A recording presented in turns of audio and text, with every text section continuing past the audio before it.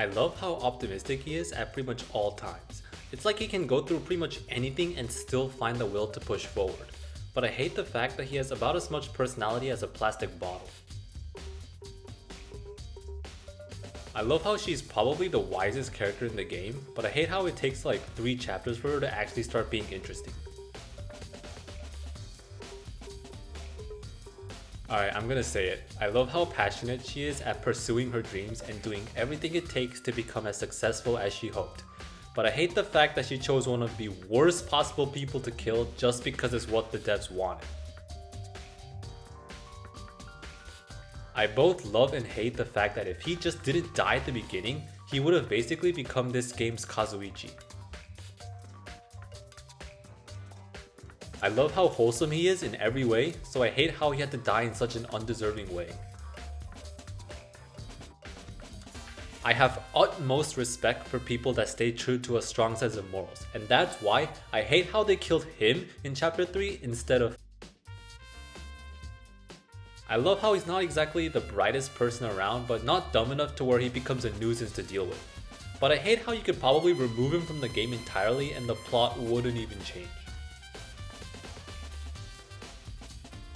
I love her design the most besides maybe Junko, but I hate how out of character she acts in chapter 3. For the ultimate gambler, she loses her composure pretty hard if you ask me. Even though I hate how much of a narcissist he is, I gotta admire his intelligence, and his competence even rivals Kyoko's. I love how entertaining Genocider is, but I hate how it took an entire spin-off for Vanilla Toko to even be anywhere above bottom tier. I love how surprisingly empathetic and virtuous he is for what he's introduced as in the beginning, but I hate how despite that, he's mostly remembered just for the meme. I love how he manages to be openly perverted but still makes efforts to be respectful to his peers, but I hate how he went as far as to kill someone over a freaking AI. I love her active and outgoing personality, but I hate how she didn't at least, actually make sure everything was legit before trying to get everyone killed. I love how she's possibly the single most respectable character in the game, but I hate how out of everyone in the cast the devs could have chosen, they chose her to have a cannon panty shot.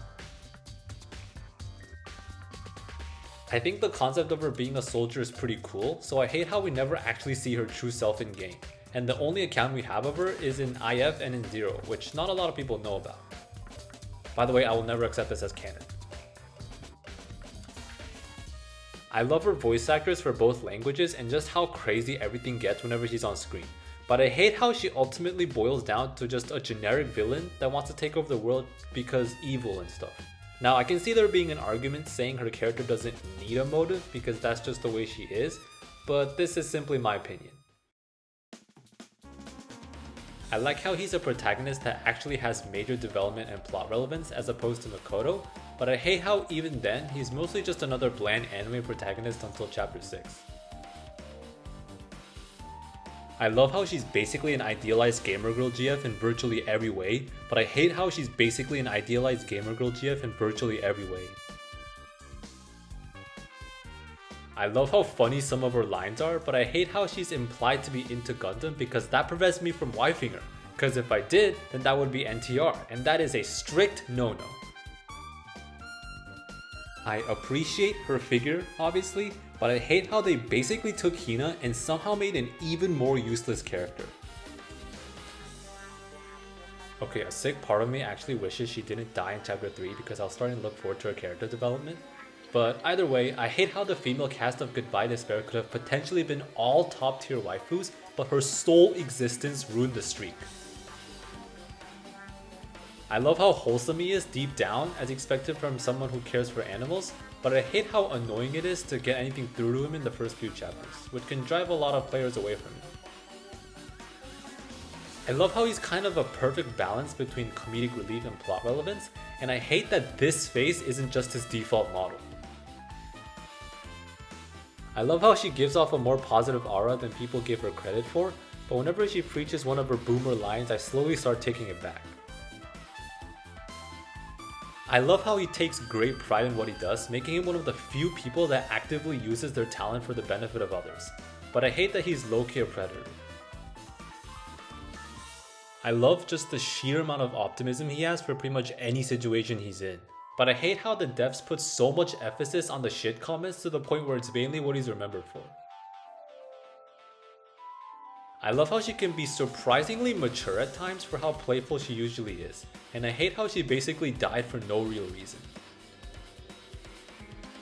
I love how she's, the quiet and serious archetype, but not to the point where it becomes antisocial or rude, which is, in my opinion, basically how it should be done. But similarly to Sonia, she belongs to Fuyuhiko and I'll feel bad for wifing her.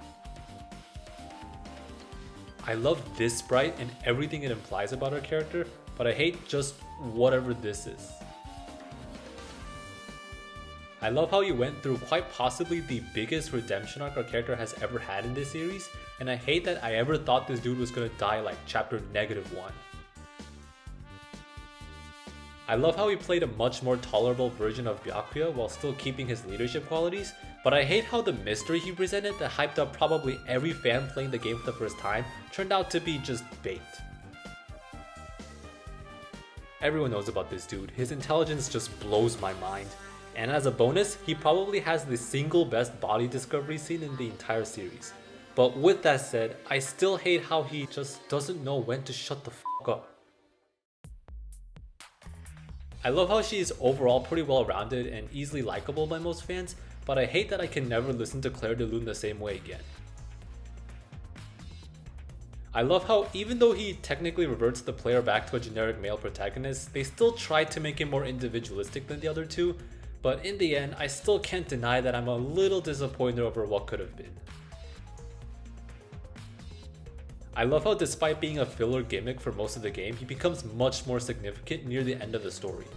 At the same time, I hate how despite being much more significant near the end of the story, he's merely just a filler gimmick for most of the game. I love her unparalleled determination for her work, obviously, as from seeing Trial 2, but other than her execution, she's pretty forgettable to be honest. I don't know why I find him so attractive for some reason, and I hate how we get so little screen time of him outside of bonus mode. Like CHIHIRO, his innocence is off the charts, but I won't lie when I say that it can get a little irritating at times, like that bug event in chapter 2. I mean, it's not really his fault, don't get me wrong, but I couldn't help but feel a bit annoyed. I love these sprites, I don't care what anyone says, but I hate how she was just starting to become redeemable in chapter 3 and then they just decided to screw her over. And as a bonus, I hate how they designed her outfit. They focus too much on portraying her personality and almost none of her talent. This is what Aikido uniforms tend to look like. Meanwhile, what am I even looking at here?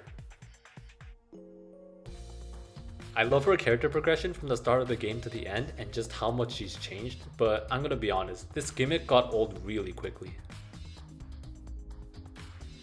For me, he is a valid contender for the single coolest male character in the entire series.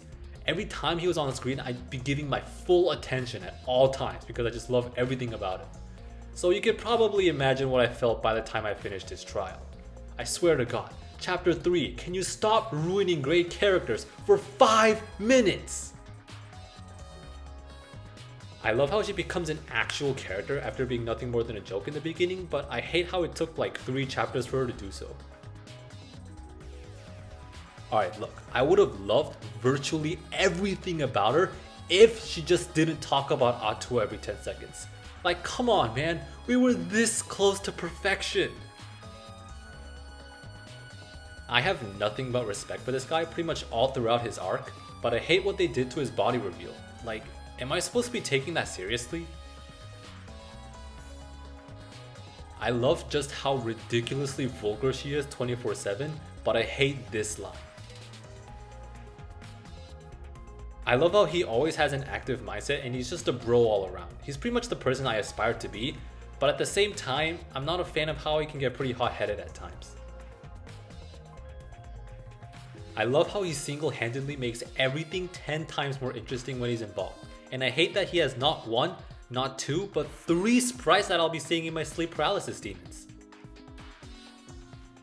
Okay, I'm gonna be honest, I don't really know what to say about this character, along with my overall thoughts toward the game's ending, but hey, at least we got this.